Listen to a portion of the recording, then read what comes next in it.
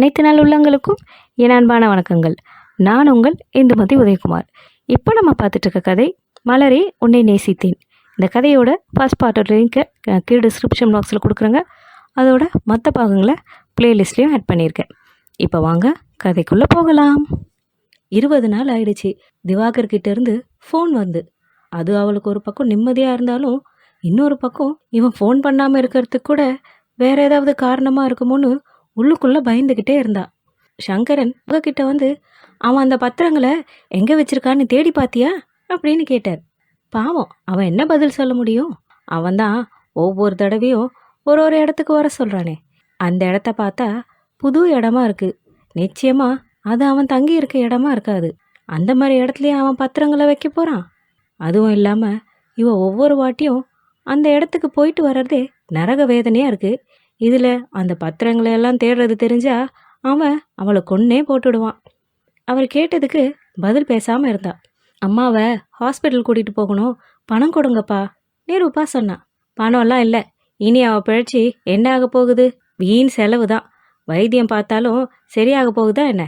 இந்த நேரத்தில் இது ஒரு தொல்லை அப்படின்னு திட்டினாரு. இத்தனை வருஷம் எல்லா கஷ்ட நஷ்டங்கள்லையும் தன் கூட வாழ்ந்த மனைவி இந்த குடும்பத்தை கட்டி காத்தவ இன்னைக்கு முடியாமல் படுத்திருக்கான்னதும் தொல்லையாகிட்டாளா? இப்படி ஒரு கணவனா? இவர் நல்ல அப்பா தான் இல்லைன்னு நினச்சேன், நல்ல புருஷனாவும் இல்லை. நிரூபா மனசுலே புழுங்கிக்கிட்டா. அந்த ஞாயிற்றுக்கிழமை திவாகர்கிட்ட இருந்து ஃபோன் வந்துச்சு. சீக்கிரம் கிளம்பி ஒரு ஹோட்டலுக்கு வா அப்படின்னு. இவளுக்கு ரொம்ப தயக்கமாக இருந்தது. ஹோட்டலுக்கு எதுக்கு? எத்தனை பேர் போகிற வர இடம் அது. நான் ஹோட்டலுக்கெல்லாம் வரமாட்டேன். ஏன்? ஹோட்டலுக்கு நான் வர்றத 4 பேர் பார்த்தா என்ன நினைப்பாங்க? நீ என்ன பெரிய பத்தினியா? பணத்துக்காகத்தானே உன் அப்பனும் என்கிட்ட அனுப்பி வைக்கிறான், நீயும் வந்துக்கிட்டு இருக்க. செய்கிறதே அந்த தொழில் தான். இதில் உனக்கு என்னடி கௌரவம் வேண்டியிருக்கு? வான்னு சொன்னால் வர வேண்டியது மட்டும்தான் உன் வேலை. தனி இடத்துக்கு வந்தால் மட்டும் நீ செய்கிறது சரியாயிடுமா? சும்மா பெரிய இவளாட்டும் பேசிக்கிட்டு இருக்காத. அன்னைக்கு என் உயிரை விட்டாலும் விடுவேனே தவிர உன்கிட்ட வரமாட்டேன்னு என் அப்பா அப்படிப்பட்டவரெல்லாம் இல்லை. நீ பொய் சொல்கிறேன்னு என்கிட்ட சவால் விட்டுட்டு போனியே. அதுக்கப்புறம் உன் அப்பாவே அவன் கூட போன்னு சொல்லும் பொழுது சந்தோஷமாக இருந்ததா கேட்கறதுக்கு? சொல்ல வச்சனா இல்லையா? சரி, நீ தான் சொல்லு. ஹோட்டலுக்கு வர பிடிக்கலனா எந்த இடம் உனக்கு பிடிச்சிருக்குன்னு சொல்லு, அங்கே போகலாம் அப்படின்னு கேலியாக கேட்டான். இவளுக்கு ஏண்டான்னு சொன்னோன்னு இருந்தது. ஒரு வார்த்தை கேட்க போய் இவ்வளோ வாங்கி கட்டிக்க வேண்டியிருக்கே. தூங்கிக்கிட்டு இருந்தவனை உசுப்பி விட்ட கதையாயிடுச்சு.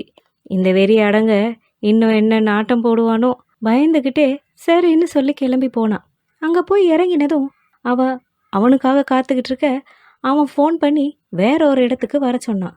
பாவி, படுபாவி, ஏண்டா இப்படி சித்திரவதை செய்கிற? நீ நல்லா இருப்பியா? தெய்வம் உன்னை சும்மா விடுமான்னு எங்கே இருக்கோன்னு கூட இடம் தெரியாமல் ஓன்னு அழ ஆரம்பிச்சா. அதுக்கப்புறம் சுற்றும் முத்தம் பார்த்துட்டு கண்ணை தொடச்சிக்கிட்டு வேக வேகமாக அங்கேருந்து கிளம்பினான். ஏன் இப்படி என்ன அலக்கழிக்கிறான்? எதுக்கு இந்த மாதிரி பண்ணுறான்? இது என்ன வீடுகளே இல்லாத இப்படி ஒரு இடமா இருக்கே. பார்க்கும்போதே நடுங்கி போனா. அது ஒரு சின்ன வீடு தான். ஒரு ஹால், ஒரு கிச்சன், ஒரு பெட்ரூம், அவ்வளோதான். ஆனால் எல்லா வசதிகளும் இருந்துச்சு. வீடு பார்க்க அவ்வளோ அழகாக இருந்துச்சு. அங்கே இருந்த பெயிண்ட்டும் சோஃபாவும் அந்த கர்டன்ஸுன்னு எல்லாமே அவ்வளோ அழகாக இருந்தது. என்ன, வீடு நல்லா இருக்கா? ரகசியமாக கேட்டான். அவள் பதில் பேசாமல் இருந்தா. அவள் கையை பிடிச்சான். இந்த கையை பிடிக்கத்தானே எனக்கு தகுதி இல்லைன்னு? படிக்காத முட்டாள், நாட்டுப்புறத்தான். நீ ரொம்ப படித்த அழகான பெண். இந்த உதடுகள் தானே என்ன அவ்வளோ கேவலமாக பேசிச்சு. என் கையை பிடிக்க உனக்கு என்ன தகுதின்னு கேட்டியே. இன்னைக்கு என் கூட இப்படியெல்லாம் வர்றதுக்கு நீ தகுதியானவளான்னு நினச்சி பாரு. அவள் கையை இறுக்கி பிரிச்சுக்கிட்டே கேட்டான். அவளுக்கு கை வலிக்க ஆரம்பிச்சுது. அவன் முன்னாடி வாய் விட்டு கூட அழ முடியாமல் உதட்டை இருக்க கடிச்சிக்கிட்டா. இருந்தாலும் வலியால் அவள் கண்கள்ல இருந்து கண்ணீர் வழிய ஆரம்பிச்சுது. அது வழிஞ்சு நேராக அவன் கைகளில் விழுந்தது. ஆனால் ஒரு விஷயத்தில் உன்னை பாராட்டணும். நான் ஏழை தான், நான் அவ்வளோ கஷ்டப்பட்டேன் தான். ஆனால் என்னோட இன்னைக்கு இந்த முன்னேற்றத்துக்கு காரணமே நீ தான். நீ என்னை அன்னைக்கு அடித்து அவமானப்படுத்தி துரத்தலைன்னா நான் சத்தியமாக இப்படி ஒரு நிலைமைக்கே வந்திருக்க மாட்டேன். உன்னை ஒரு விதத்தில் பாராட்டி தான் ஆகணும். இல்லைன்னா நீ சொன்ன மாதிரி உன் கடையை பெருக்கி தள்ளி 1000 ரூபாய் மாத சம்பளத்துக்கு காலம் ஃபுல்லாக வேலை பார்த்துருப்பேன். இன்னமும் அவள் கைகளோட இறுக்கத்தை தளர விடாமையே சொன்னான்.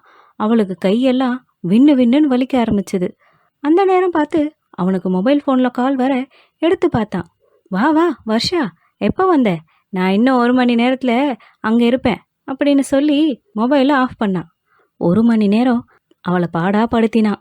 அவள் கிளம்பும் பொழுது அவன் முன்னாடி 2 செட் சுடிதாரை தூக்கி வீசி எறிஞ்சான். என் முன்னேற்றத்துக்கு நீ காரணம்னு சொன்னல, அதுக்கு தான் பாராட்டுறதுக்கு இந்த ட்ரெஸ்ஸு எடுத்துக்கோ அப்படின்னு இலக்காரமாக சொன்னான். எனக்கு வேண்டாம் அப்படின்னு யோசிச்சவ, அம்மா என்ன செய்கிறாங்களோ, டாக்டர்கிட்ட கூட்டிகிட்டு போகணுமே, இந்நேரம் யாராவது அவங்களுக்கு பால் கொடுத்தாங்களா இல்லையான்னு கூட தெரியலையே நினச்சி அங்கிருந்து வேக வேகமாக கிளம்பி போனான். ஒரே இருட்டு, மணி 10:30 இருந்தது. அந்த பக்கம் வண்டி எதுவும் வர மாதிரி தெரியல. கொஞ்ச நேரம் இப்படியே நடந்து போனா மெயின் ரோடு வந்துடும்னு மூச்சு பிடிச்சிட்டு ஓடினான். அவள் வேகமாக நடந்து போய்கிட்டு இருக்க கொஞ்ச நேரம் கழிச்சு அவள் பக்கத்தில் ஒரு கார் வந்து நின்னுது. ஏன் நடந்து போற அவன் கேட்டான். அவளுக்கு கோபமாக வந்தது. நடக்காம என்ன பறந்தா போக முடியும், எனக்கு ரெக்கையா இருக்கு. அவன் கலகலன்னு சிரிச்சிட்டு திரும்பவும் ஏன் நடந்து போற அப்படின்னு அழுத்தமாக கேட்டான். அவனுக்கு பதில் எதுவும் சொல்லாம அவன் அமைதியாக நிற்க அவன் கதவை திறந்து வந்து நடக்க போனவளோட கையை பிடிச்சு இழுத்தான். ஏற்கனவே வழியில் இருந்தவளுக்கு இன்னும் நரக வேதனையாக இருந்துச்சு. நான் கேட்டா பதில் சொல்லணும், இப்படி நின்னா நீ என்னை அவமானப்படுத்துறதுக்கு சமம், இதுக்கும் நீ பலன் அனுபவிக்கணும், சரியா? அவன் மிரட்டினான். அவன் என்னவே தன்னை கேவலப்படுத்தினாலும் அவன்கிட்ட தன் நிலைமைய சொல்லக்கூடாதுன்னு நினச்சிக்கிட்டு அவள் பேசாமல் இருந்தா. ஆனாலும் அவன் விட மாட்டேன்றானே. அதனால வேற வழி இல்லாமல் மெல்லமாக சொன்னான், என்கிட்ட ஆட்டோவுக்கு பணம் இல்லை. அவன் ஒரு நிமிஷம் அசையாம சிலை மாதிரி நின்றுட்டான். சரி வா வா, நான் அவனை கொண்டு போய் மெயின் ரோட்டில் ஆட்டோவில் ஏற்றி விட்டுட்டு போகிறேன். அவன் சொல்ல, இல்லை இல்லை நானே போய்க்கிறேன் பதில் சொன்னான். இது என்ன இடம் தெரியுமா? இங்கேருந்து உன் வீட்டுக்கு போகிறதுக்கு உனக்கு வழி தெரியுமா? தெரியாது. அப்புறம் தினமும் ஒரு காரில் போனவ இப்படி கால்நடையாக ஓடுற, இருந்தும் என் காரில் வர உனக்கு பிடிக்கலையா? என்ன பண்ணுறது, எனக்கு கூட தான் பிடிக்கல. உன்னை காரில் கூட்டிகிட்டு போகிறதுக்கும் இப்படி உன் கூட ரோட்டில் நின்று பேசிக்கிட்டு இருக்கிறதுக்கும் 4 பேர் பார்த்தா என் கௌரவம் என்ன ஆகுறது? ஒரு மாதிரி நக்கல் குரலில் சொன்னான். இவன் கிட்ட திரும்பவும் பேச்சு வாங்கி கட்டிக்கிறதுக்கு வேற வினையே வேண்டான்னு பேசாம கார் கதவை திறந்து போய் உள்ளே உட்காந்துக்கிட்டா. கார் எடுத்தவன் நேரா அவள் வீட்டு தெருமுனையில் கொண்டு போய் இறக்கி விட்டான். சரி சரி, திரும்ப நாளைக்கு நான் ஃபோன் பண்ணுறேன், கிளம்பி வந்துரு சொல்லிட்டு கிளம்பினான். அடுத்த நாள் வேற ஒரு அப்பார்ட்மெண்ட்டுக்கு வர சொன்னான். ஏன் இப்படி ஒவ்வொரு இடமா வர சொல்கிறான்னு அவளுக்கு ரொம்ப குழப்பமாக இருந்துச்சு. அன்னைக்கு அவனே கேட்டான், எதுக்கு உன்னை இப்படி ஒரு இடமா வர சொல்கிறேன்னு தெரியுமா உனக்கு? அவ கொஞ்சமும் அந்த திமிர் குறையாம அவனை நிமிர்ந்து பார்த்து, ரொம்ப ஆடாதீங்க, தலை குப்புற விழுந்தா அப்புறம் எழுந்துக்கிறதே கஷ்டம் அப்படின்னு சொன்னான். எப்படி, உங்களை மாதிரியா? ஆனால் கவலைப்படாதீங்க, உங்களை மாதிரியெல்லாம் நான் இருக்க மாட்டேன். நான் என் பொண்டாட்டி பிள்ளைகளெல்லாம் இப்படி நடு ரோட்டில் விட மாட்டேன். முன்கூட்டியே அவங்க எதிர்கால வாழ்க்கைக்கு தேவையான எல்லாத்தையும் செஞ்சிருவேன். எனக்கு பிறகு அவங்க எப்பவும் கஷ்டப்படக்கூடாது பாரு. அவளை பார்த்து குத்தி காட்டுற மாதிரியே பேசினான். என்ன சொன்ன? 1000 ரூபாய் நோட்டை முழுசாக பார்த்துருக்கியான்னு. நான் பழைய கஞ்சியை தவிர்த்து எதுவும் பார்த்தது இல்லைன்னு. புரோக்கர் தொழிலை எவ்வளோ கேவலமாக சொன்னீங்க. ஆடு மாடு மட்டும்தானா, இல்லை பொண்ணுங்களை வச்சியும் பிஸ்னஸ் பண்ணிக்கிட்டு இருக்காரா அவங்க அப்பான்னு எவ்வளோ கேவலமாக கேட்டீங்க. இன்னைக்கு உங்கள் அப்பா மட்டும் என்ன பண்ணுறாரா? உன்னை வச்சு பிஸ்னஸ் தானே பண்ணிக்கிட்டு இருக்காரு. இப்போ தெரியுதா யார் புரோக்கர் தொழில் பண்ணுறான்னு? இந்த புரோக்கர் தொழிலில் தானே இன்னைக்கு நீங்கள் வீடு வாசலோடு இருக்கீங்க. இது உனக்கு கேவலமாக இல்லையா? ஒன்று சொல்கிறேன் தெரிஞ்சுக்கோ, நேர்மையான தொழில் எதுவுமே கேவலம் இல்லை. என்ன சொன்ன? நான் தொட்டது உனக்கு அருவருப்பாக இருக்கா? வீட்டுக்கு போய் குளிக்க போகிறேன்னு சொன்னியே, இப்போ உன்னை இவ்வளோ தூரம் பண்ணுறேனே, இப்போ என்ன பண்ணுவ? சொல்லிக்கிட்டே அவள் கன்னத்தில் ஒரு முத்தமிட்டான். அவளால் பதில் எதுவும் பேச முடியல. மூச்சு திணறி போய் நின்றுக்கிட்டு இருந்தா. அவள் கிளம்பும் பொழுது 1000 ரூபாய் கட்டை எடுத்து அவன் முன்னாடி போட்டான். எடுத்துக்கோ, உனக்காகத்தான். அவள் விழி விரிய பார்த்தா. அந்த கண்கள்ல இருந்து நீர் வழிய ஆரம்பிச்சுது. அந்த பணத்தை எடுத்துக்கலாமான்னு கூட ஒரு நிமிஷம் யோசிச்சா. அம்மாவை நல்ல ஹாஸ்பிட்டலில் கொண்டு போய் பார்க்கலாமே, மருந்து மாத்திரை இல்லாமல் எவ்வளோ நாள் இப்படியே வச்சிருக்கிறதுன்னு நினச்சி, அம்மாவுக்கு முன்னாடி தன் கௌரவம் பெருசு இல்லைன்னு நினச்சி அந்த பணத்தை எடுத்துக்கிட்டா. நிச்சயம் அந்த பணத்தை அவள் எடுத்துக்க மாட்டான்னு தான் அவன் நினச்சிக்கிட்டு இருந்தான். ஆனால் அவள் அதை எடுத்ததும் அவனுக்கு ரொம்ப ஆச்சரியமாக இருந்தது. ஆனால் அவகிட்ட எதுவும் கேட்கல. அந்த பணத்தை எடுத்துக்கிட்டு வீட்டுக்கு வந்த நிரூபா அன்னைக்கே அம்மாவை கொண்டு போய் ஒரு நல்ல ஹாஸ்பிட்டலில் சேர்த்தா. அவங்க இங்கேயே தங்கணும்னு சொன்னாங்க. சரின்னு சொல்லி அவளும் அங்கேயே தங்கிக்கிட்டா. வீட்டுக்கு போய் இவளுக்கும் அம்மாவுக்கும் தேவையான துணிமணிகளை எல்லாம் எடுத்து வந்து வச்சுக்கிட்டா. 2 நாள் கழிச்சு திவாகர் கிட்ட இருந்து ஃபோன் வந்தது. இன்னைக்கு நைட்டு வரணும் அப்படின்னு. அவ ராத்திரினா முடியாது, இப்போ வேணா வரேன் அப்படின்னு மெல்லிய குரல்ல சொன்னான். கொஞ்ச நேரம் அமைதி நிலவுச்சு. சரின்னு சொன்னவன் ஒரு இடத்த சொல்லிட்டு ஃபோனை வச்சான். இவன் அந்த ரூம்ல இருந்து வெளியே வந்து ஒரு நர்ஸ் கிட்ட போய், எனக்கு ஒரு 2 மணி நேரத்துக்கு வெளியே வேலை இருக்கு, போயிட்டு சீக்கிரம் வந்துடுறேன், அது வரைக்கும் அம்மாவை பார்த்துக்கோங்கன்னு சொல்லிட்டு கிளம்பினான். அவன் வந்ததும், ஏன் ராத்திரி வரமாட்டேன்னு சொன்ன? அப்பப்போ இப்படி தான் உன் திமிரை காட்டுவியா? நீ சொல்கிற நேரத்துக்கு நான் வரணுமா? எனக்கு வேலை இல்லையா? அவன் சிரிச்சுக்கிட்டே கேட்டான். உங்களுக்கு வேலை இருக்குல்ல, அப்போ வேலையை பார்க்க வேண்டியதானே, எதுக்கு என்ன வர சொன்னீங்க? அவள் கோபத்தோடு கேட்டா. அவசரப்பட்டு கேட்டுட்டாலே தவிர இப்போ இப்படி பேசினதுக்கு எத்தனை நேரம் கிடைக்க போதோன்னு அவன் நாக்கையே கடிச்சிக்கிட்டா. கேட்டதுக்கு பதில் அப்படின்னு குரலை கொஞ்சம் கடுமையாக்கி கேட்டதும் அவள் அதுக்கு பயந்து போய், என் அம்மாவை ஹாஸ்பிட்டலில் சேர்த்துருக்கேன், ராத்திரி அவங்கள தனியாக விட்டுட்டு வர முடியாது, நான் தான் அவங்க கூட இருக்கணும், இப்போ கூட ஒரு நர்ஸ்கிட்ட சொல்லிட்டு தான் வந்திருக்கேன். பயந்துக்கிட்டே பதில் சொன்னான். ஏன் உன் அப்பா அண்ணா எல்லாம் எங்கே இருக்காங்க? நீ இங்கே வந்துட்டா அவங்க ஹாஸ்பிட்டலில் போக மாட்டாங்களா? அவங்க யாரும் அம்மாவை பார்த்துக்க மாட்டாங்க, நான் மட்டும்தான் பார்த்துக்கணும். தலையை குனிஞ்சிக்கிட்டு பதில் சொன்னான். அப்போது பணத்துக்கு என்ன செய்கிற? நீங்கள் தான் அன்னைக்கு பணம் கொடுத்தீங்களே, அதில் தான் கொண்டு போய் ஹாஸ்பிட்டலில் சேர்த்தேன். ஓ, அதான் அந்த பணத்தை கொடுத்ததும் வாங்கிக்கிட்டியா? அப்போ நீ வீட்டுக்கு போக மாட்டியா? இல்லை. உன் அம்மாவுக்கு சரியாயிடுமா? அவள் பதில் ஒன்றும் சொல்லாமல் ஜன்னல் பக்கமாக போய் நின்று கொஞ்ச நேரம் குலுங்கி குலுங்கி அழுதா. அதுக்கப்புறம் வேக வேகமாக பாத்ரூமில் போய் முகத்தை கழுவிட்டு வந்து அவன்கிட்ட, எனக்கு நேரமாகுது, நான் சீக்கிரம் போகணும் அப்படின்னா. சரி சரி நீ போ அப்படின்னு அவன் சொல்ல திடுக்கிட்டு அவனை பார்த்தான். திரும்பவும் வேதாளம் முருங்கை மரம் ஏறுதோன்னு அவனை எதுவும் பண்ண வேண்டான்ற மாதிரி கெஞ்செல்லாம் பார்த்தா. 2 கட்டு பணத்தை எடுத்து அவன் முன்னாடி போட்டான். எடுத்துக்கோ. எதுக்கு? இன்னைக்கு சும்மாவே இவ்வளோ பணம் கொடுக்குறான், இது மாதிரி செஞ்சா கண்டிப்பா இதில் ஏதாவது விஷயம் இருக்குமே நினச்சி பணத்தை தொடாமல் பயந்துக்கிட்டு நின்னான்.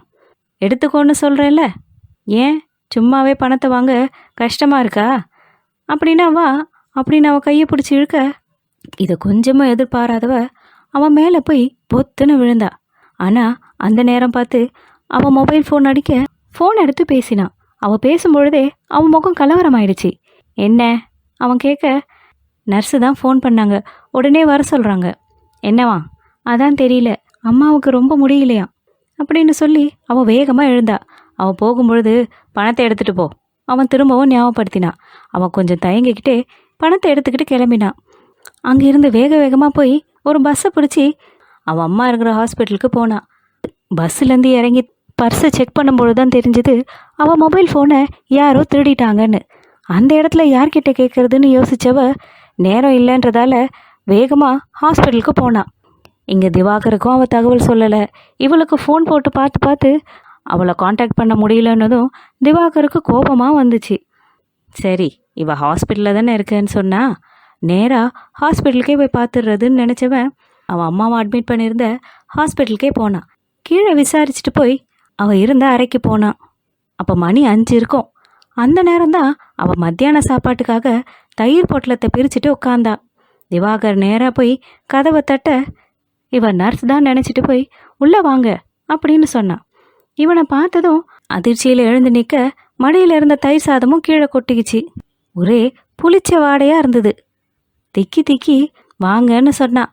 வார்த்தையே வரல அவள் வாயிலிருந்து. இவன் அவளை ஏறிட்டு பார்த்தான். தலை கலைஞ்சி தலையில் எண்ணெய் கூட இல்லாமல் காஞ்சி போய் சாயம் போன ஒரு சுடிதாரை போட்டுக்கிட்டு முகமெல்லாம் களை எழுந்து நின்னான். ஒரு சேரை இழுத்து போட்டா. உட்காருங்கன்னா அவள் அம்மாவை பார்த்தான். அவள் வாய் குழறி குழறி யாருன்னு கேட்டா. இவ யாருன்னு சொல்லுவா, பதில் சொல்ல முடியாமல் அமைதியாக நின்னான். அவன்தான் கிட்ட வந்து, நான் உங்கள் கடையில் வேலை பார்த்த பையன், இங்கே ஒருத்தரை பார்க்க வந்தேன், நீங்களும் இங்கே தான் அட்மிட் ஆகிருக்கிறதா தெரிய வந்தது, அதனால தான் உங்களை பார்த்துட்டு போக வந்தேன்னு தயங்காமல் அவகிட்ட பேசினான். அவனை பார்த்ததும் ஏனோ தெரியல, அந்த அம்மா கண்கள்லேருந்து கண்ணீராக வழிய ஆரம்பிச்சுது. தன் பெண் பக்கமாக கை நீட்டி என்னமோ சொன்னான் இவன்கிட்ட. ஆனால் அவனுக்கு எதுவுமே புரியல. சரிம்மா, நீங்கள் உடம்ப பார்த்துக்கோங்க, நான் கிளம்புறேன்னு சொல்லிட்டு திரும்பினவன் அவளுக்கு வெளியில் வான்னு கண்ணில் ஜாடை காட்டிட்டு போனான். இவளும் அவன் பின்னாடியே போனான். எவ்வளோ திமிரு உனக்கு! நான் எத்தனை தடவை ஃபோன் பண்ணிக்கிட்டு இருக்கேன், எப்போ பார்த்தாலும் ஸ்விட்ச் ஆஃப்னு வருது. நான் உன்னை தேடி வரமாட்டேன்னு நினச்சியா அப்படின்னு கோபமாக கேட்டான். நான் ஸ்விட்ச் ஆஃப்லாம் பண்ணி வைக்கல. அன்னைக்கு அங்கேருந்து கிளம்பி வரும்பொழுதே பஸ்ஸில் யாரோ என் மொபைலை திருடிட்டாங்க அப்படின்னு விவரத்தை சொன்னான். அப்போ நீயாவது எனக்கு ஃபோன் பண்ணி சொல்லியிருக்க வேண்டியதானே? எனக்கு உங்கள் நம்பர் தெரியாதுங்க, அதனால தான் உங்களுக்கு ஃபோன் பண்ணல அப்படின்னு அவளும் பதில் சொன்னான். இன்னமும் நல்லாவே தான் போய் பேசிக்கிட்டு இருக்க. இதுதான் சமயம்னு அமைதியாக இருந்திருப்ப. நான் எப்படியும் உன்னை தேடி வரமாட்டேன், தொல்லை ஒழிஞ்சதுன்னு இருந்திருப்ப, அப்படி தானே? ஆனால் நான் அப்படி இருக்க முடியுமா? கொடுத்த பணத்துக்கு வசூல் பண்ண வேண்டாமா? சரி சரி, இன்னைக்கு ராத்திரி நான் சொல்கிற இடத்துக்கு கிளம்பி வா. கண்டிஷன் போட்டான் திவாகர். இவ்வளோ நாள் விவரம் தெரியாத இருந்தான். அவன்கிட்ட எதையோ பேசியிருக்கலாம். ஆனால் இப்போ எல்லாம் தெரிஞ்சு கூட இப்போவும் இப்படி தான் பண்ணுறான்னும் பொழுது இவன்கிட்ட என்ன பேச முடியும்? இவனோட கோவத்தை எப்படியெல்லாம் தீர்த்துக்கிறான் இவன். நான் இங்கே இவ்வளோ அவஸ்தையில் இருக்கேன், ஆனால் அதையும் கூட மறந்துட்டு இப்போவும் இவனால் எப்படி என்னை வான்னு கூப்பிட முடியுது? ஆனால் வேற வழி இல்லையே, போய் தானே ஆகணும். அந்த நர்ஸ்கிட்ட ஒரு 100 ரூபாவை கொடுத்துட்டு இன்னைக்கு ராத்திரி மட்டும் பார்த்துக்கோன்னு சொல்லிட்டு அவன் சொன்ன இடத்துக்கு போனான். அங்கே போய் பார்த்தா திவாகர் வரல. இவன் மேலே போய் அறையில் உட்காந்துட்டு இருந்தா. மனசு ரொம்ப கலக்கமாக இருந்துச்சு. எல்லாம் இந்த அப்பாவால் வந்த வேணதான். வருமானத்துக்கு ஏற்ற மாதிரி செலவு பண்ணியிருக்கணும். இந்த மாதிரி கடன் வாங்கி இப்படி என்னையும் இந்த படுகுழியில் தள்ளிட்டாரே. இப்போ கொஞ்சம் கூட மனசாட்சியே இல்லாமல் நான் தான் இதுக்கு காரணம்னு என் மேலெல்லாம் பழி போட்டுக்கிட்டு இருக்காரு. அன்னைக்கு எல்லார் முன்னாடியும் மான கௌரவமாக இருக்கிறதா வாழ்க்கைன்னு சொன்னவருக்கு இப்போ எங்கே போச்சு மானம், மரியாதை, அந்தஸ்து, கௌரவம் எல்லாம்? இப்படி பெத்த பண்ணியே கண்டவன்கிட்ட அனுப்பி உயிர் வாழறதுக்கு செத்தே போகலாமே. என்னென்னமோ யோசிச்சுக்கிட்டு இருந்தா. மணி 10 இருந்தது. அவன் இன்னும் வரல. இவளுக்கு ரொம்ப பதற்றமாக இருந்தது. அந்த இடத்துல தனியாக இருக்க பயமாகவும் இருந்தது. அவன் இவளை விட இவ அப்பாவை நல்லாவே புரிஞ்சு வச்சிருந்தான். அந்த பத்திரத்தை தேடி கொண்டு வான்னு அவங்க அப்பா இவகிட்ட சொன்னதை இவன் கரெக்டாக கணிச்சு இவகிட்டயே சொல்கிறான். என்ன, உன் அப்பா இப்படியெல்லாம் சொன்னாரா? அவன்கிட்ட நம்ம பத்திரங்கள் எல்லாம் இருக்குது, அவனுக்கு தெரியாமல் எடுத்துட்டு வான்னு. நீ எடுக்கிற அளவுக்கு அதை வைக்கிறதுக்கு நான் என்ன முட்டாளா? இல்லை முன்னாடி மாதிரி ஏமாலியா? என்னமா அடுத்தவங்கள கணிக்கிறான்? இந்த கணிப்பு தான் அவனோட இந்த முன்னேற்றத்துக்கு காரணமோ? அவன் யோசிச்சுக்கிட்டு இருக்கும் பொழுதே திடீர்னு பவரும் கட் ஆயிடுச்சு. நிரூபா பயந்தே போயிட்டா. இருட்டில் மெதுவாக எழுந்து கதவை நல்லா தாழ் போட்டிருக்கோமான்னு கதவை நல்லா இழுத்து பார்த்தா. அமைதியாக போய் சோஃபாவில் உட்காந்துக்கிட்டா. தனி வீடு, ஃபுல்லாக ஒரே இருட்டு. வண்டுகளோட ரீங்காரமும் அப்பப்போ அந்த ரோட்டில் போகிற வண்டிகளோட சத்தமும் தவிர வேற எந்த ஒரு சத்தமுமே இல்லை. இவன் எப்போ தான் வருவானோ? இந்த மாதிரியெல்லாம் அவன் இருக்க மாட்டானே. வரும்போது அவனுக்கு ஏதாவது ஆயிடுச்சோ? பதச்சு போனான். ஆனால் அது அவளுக்கே ஆச்சரியமாக இருந்தது. அவனுக்கு ஆக்சிடெண்ட் ஆனாதான் என்ன, அது சந்தோஷப்பட வேண்டிய விஷயம் இல்லை. ஏன் என் மனசு இப்படி பதைக்குது? அவளுக்கே புரியல. என்ன இருந்தாலும் அது ஒரு உயிர் தானே. ஒரு உயிர் போகிறத யார் தான் விரும்புவாங்க? அதை நினச்சி தான் என் மனசு பதைக்குது அப்படின்னு அவளை சமாதானப்படுத்திக்கிட்டா. மணி 1 ஆகி இருக்கும். காற்றும் இல்லாமல் அவளுக்கு வியர்த்து கொட்ட ஆரம்பிச்சுது. உடம்பு நடுங்கிட்டு இருந்துச்சு. சீக்கிரம் விடியாதான் இருந்தது. அப்போதான் கதவு தட்டுற சத்தம் கேட்டு அவள் மிரண்டு போயிட்டா. அவள் பதில் எதுவும் சொல்லாமல் பயத்தில் உறைஞ்சு போய் நிற்க, நான் தான் திவாகர், கதவை தர அவன் சொன்னான். இவள் கதவை திறந்ததும் பயத்தில் ஓடி போய் அவனை கட்டி பிடிச்சிக்கிட்டா. ஏன் இவ்வளோ நேரம்? கரண்ட் இல்லாமல் நான் எவ்வளோ பயந்து போயிட்டேன் தெரியுங்களா? நான் ரொம்ப தவிச்சு போயிட்டேன். ரொம்ப பயமாகவும் இருந்துச்சு சொல்லிட்டே ஓன்னு அழுதான். அவன் இப்படி நடந்துக்குவான்னு அவன் நினைக்கவே இல்லை. இவளோட இந்த செய்கை அவன் அப்படியே உறைஞ்சு போய் நின்றுட்டான். ஒரு நிமிஷம் அவன் பண்ணுற தப்பு அவனையே உறுத்துச்சு. ஆனால் அடுத்த நிமிஷமே அவளை தள்ளி நிறுத்தி வச்சு கையில் இருந்த மொபைலில் டார்ச் லைட்டை ஆன் பண்ணான். அவன் முகத்தை பார்த்ததும் அவன் அதிர்ச்சியில் கத்திட்டா. பின்னாடி பக்கம் நகர்ந்து ஓடினான். ஆனால் அவனும் அவளை நெருங்கியே வந்தான். யார் நீ? எதுக்கு வந்த? தயவு செய்து இங்கேருந்து போயிடு, என்கிட்ட வராதேன்னு கத்திக்கிட்டே ஓடினான். அவனும் அவளை விடாமல் துரத்திக்கிட்டே இருந்தான். என்னை விட்டுடேன்னு கெஞ்சினான். அவன் அவளை தூக்கி படுக்கையில் போட்டதும் அந்த வீடே அதிர்ற மாதிரி ஓன்னு கத்தினான். அவன் சிரிச்சுக்கிட்டே அவன் முகத்துல இருந்த தாடியை எடுத்து போட்டான். திவாகரை பார்த்தாலோ இல்லையோ அந்த அதிர்ச்சியிலே அவன் மயங்கி விழுந்துட்டா. விடிஞ்சும் போச்சு. காலை வரைக்கும் அவன் எழுந்துக்கவே இல்லை. எழுப்பி எழுப்பி பார்த்தான், கொஞ்சமும் அசைவில்லை. திரும்பவும் அவனுக்கு தெரிஞ்ச டாக்டரை வரவழைச்சான். டாக்டர் வந்து ஒரு ஊசி போட்டதும் அவன் எழுந்துக்கிட்டா. அவள் எழுந்து உட்காந்ததும் 2 பேரையும் மாறி மாறி பார்த்தாரு டாக்டர். 2 பேருக்கும் எதுவும் புரியல. அப்புறம் டாக்டரே கேட்டார், நாள் தள்ளி போயிருக்கா அப்படின்னு. அவளுக்கு அப்பதான் புரிஞ்சுது. இவ்வளவு கலவரத்தில் அவள் அதை மறந்தே போயிருந்தா. இப்படி ஒன்று நடக்கும்னு அவள் கனவுல கூட நினச்சி பார்க்கல. இவ்வளோ கொடுமைகளுக்கு நடுவில் தனக்குள்ள ஒரு உயிரா? நான் இப்போ என்ன பண்ணுவேன்? என்ன பார்த்துக்க முடியுமா, இல்லை எங்கள் அம்மாவை கவனிச்சிக்க முடியுமா? அப்போ தான் அவளுக்கு அம்மா ஞாபகம் வந்ததும் சடக்குன்னு எழுந்து நின்னான். டாக்டர், இவளுக்கு ஊசி ஏதாவது போட்டு கலைச்சி விட்டுடுங்களேன், திவாகர் சொன்னான். 3 மாதங்களுக்கு மேலே ஆயிடுச்சு. இதை ஊசியாலெல்லாம் ஒன்றும் பண்ண முடியாது. கிளினிக் கூட்டிகிட்டு வந்தால் அபார்ஷன் செஞ்சிடலாம், டாக்டர் சொன்னார். சரி, நீ போய் இவங்க கிளினிக்கில் சீக்கிரமாக அபார்ஷன் பண்ணிக்கோ, அவன் சொல்லிட்டு கிளம்பிட்டான். இவன் அவசர அவசரமாக அங்கேருந்து கிளம்பி ஹாஸ்பிட்டலுக்கு ஓடினான். அந்த நர்ஸ் இவ்வளோ திட்ட ஆரம்பிச்சிட்டா. என்ன இவ்வளோ லேட்டாக வரீங்க? எனக்கு டியூட்டி முடிஞ்சு எவ்வளோ நேரம் ஆகுது தெரியுங்களா? சீக்கிரம் வீட்டுக்கு போய் தூங்கினா தானே நான் திரும்ப ராத்திரி வர முடியும். இந்த மாதிரி எல்லாம் பண்ணிங்கன்னா இனிமேல் நான் உங்களுக்கு ஹெல்ப் பண்ண மாட்டேன் அப்படின்னு சொல்லி சீறிட்டு கிளம்பினான். அவள் பதிலே பேசாமல் அமைதியாக இருந்தா. அவன் அம்மாவுக்கு தேவையான எல்லாத்தையும் அவள் தான் கவனிச்சிக்கிட்டு இருந்தா. அன்னைக்கு அமுதாவுக்கு ரொம்ப சீரியஸாக போயிடுச்சு. டாக்டர் எதையுமே இப்போ சொல்ல முடியாதுன்னு சொல்லிட்டாரு. 10 நாள் ஐசியூவில் வச்சுருந்தாங்க. கொஞ்சம் நல்லா ஆனதும் திரும்பவும் வார்டுக்கு மாற்றினாங்க. இப்படியே 1 மாதம் ஓடிடுச்சு. இதோட இந்த பகுதியை நம்ம முடிச்சுக்கலாம். இதன் தொடர்ச்சியை அடுத்த வீடியோவில் நம்ம பார்க்கலாம். இந்த கதையை உங்களுக்கு பிடிச்சிருந்தா லைக் பண்ணுங்கள், ஷேர் பண்ணுங்கள். இன்னும் இது மாதிரி நிறைய கதைகளுக்கு நம்ம சேனலை மறக்காமல் சப்ஸ்கிரைப் பண்ணிக்கோங்க. திரும்ப அடுத்த பகுதியில் நான் உங்களை சந்திக்கிறேன். அதுவரையில் நன்றி.